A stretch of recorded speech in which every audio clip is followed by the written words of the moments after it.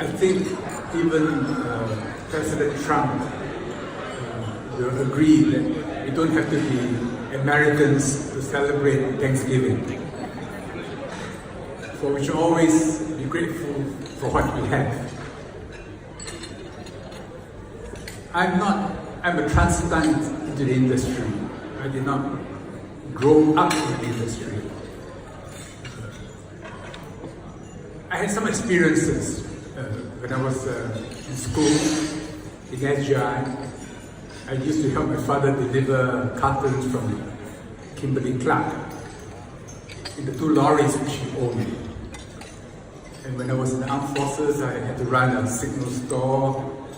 And as the head of Air Force planning, I had to keep an eye on Air Force logistics, which was quite complicated. But really, nothing prepared me when I joined Robert Kwok and he made me chairman of Carrier Logistics in August 2012.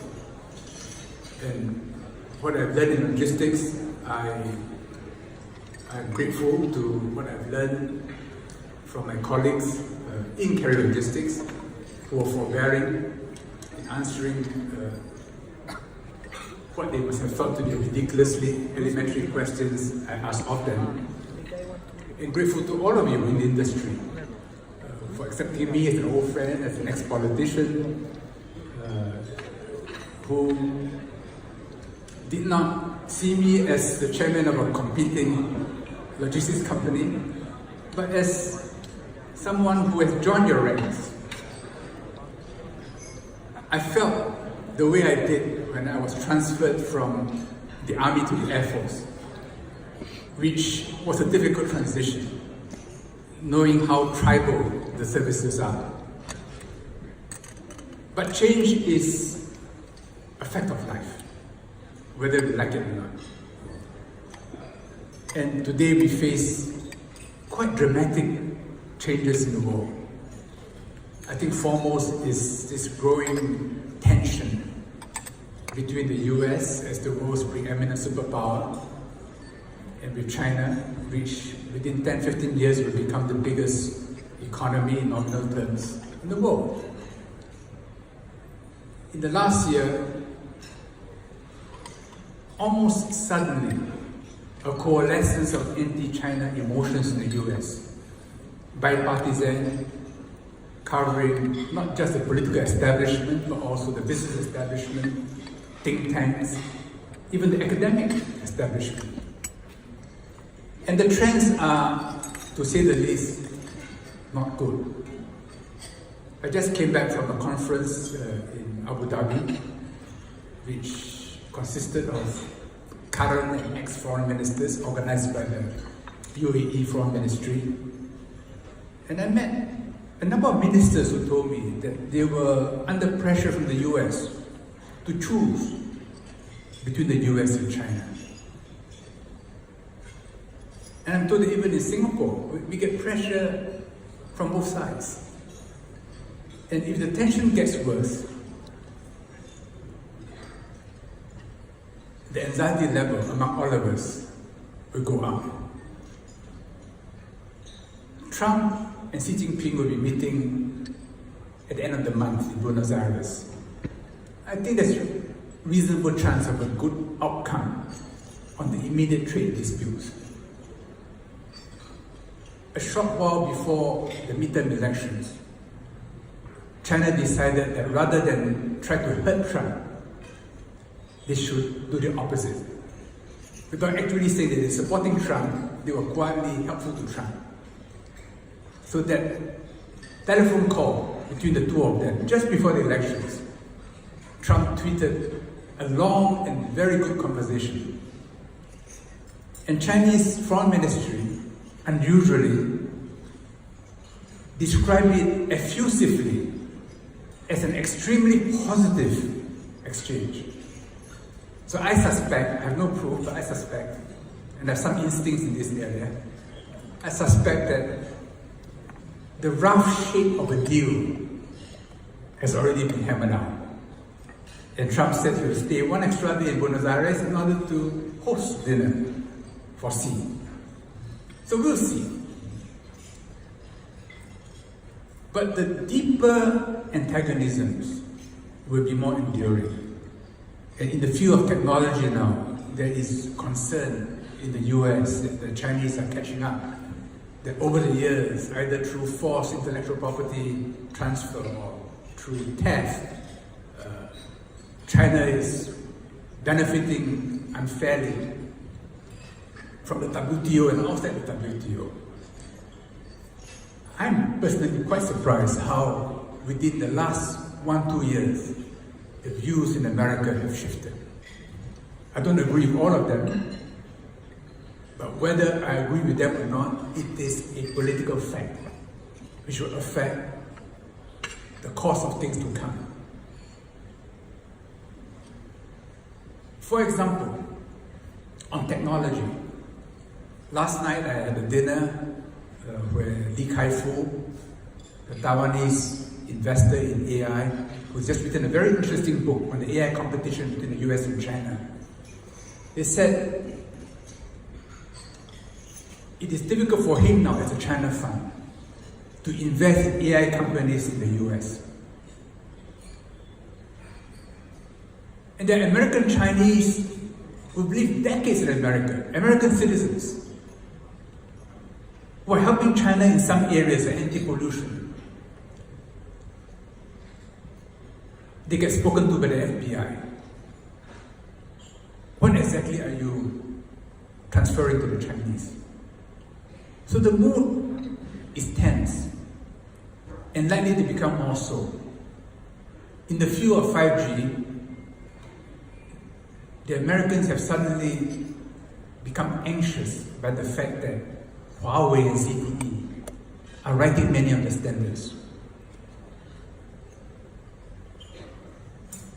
I think almost inevitably, the neural network which we have seen getting denser and denser is being pulled apart so that there will be two big nodes, still connected, but two big nodes. Whether the Cold Peace becomes a Cold War depends on the wisdom of leaders and how they learn from the tragedies of the past. Because if there is conflict between China and the US, it will be titanic. And one worries whether accidents which happen in the South China Sea or elsewhere can suddenly balloon because of political emotions on both sides, especially the US side. Because on the Chinese side, given the nature of the system, they have more control over it. So we are, however the neural network reshapes, you need logistics. We make it happen. We're going to run around, beaver away, serve our customers. Many now said, it's just too stressful being the line of fire, so they're getting out. Southeast Asia is benefiting as a result. Vietnam, Thailand, Cambodia, Laos, even Myanmar, and if Indonesia and Philippines can improve logistics, I think they too will capture much of the manufacturing. And beyond that, to South Asia, even to Africa. The competition will be everywhere, but there will also be cooperation. From time to time, you'll get better. From time to time, you'll get worse. And we will have to take much of that tension as it gets worse and better like an accordion. We are in a very important profession because without us, nothing can happen. And if we adjust to help our customers, we'll make a reasonable living for ourselves. Every year, McKinsey does a forecast of the world's economies by the year 2050. And the trends are quite clear. By then, the world's biggest economy will be China. The second will be the US, or maybe India, we can't be sure. The third will be India. And the fourth, Indonesia. And whether it's a Cold Peace or a Cold War between the US and China, both will have links to India and to ASEAN. And Singapore is right in the middle of this region. I think so long as we are alert, dispassionate, clear-minded, we can make a living.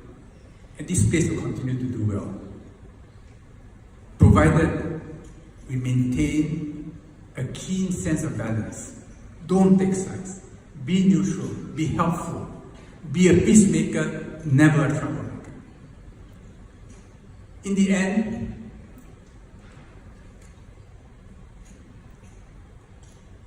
I describe us as being members of the world's second oldest profession.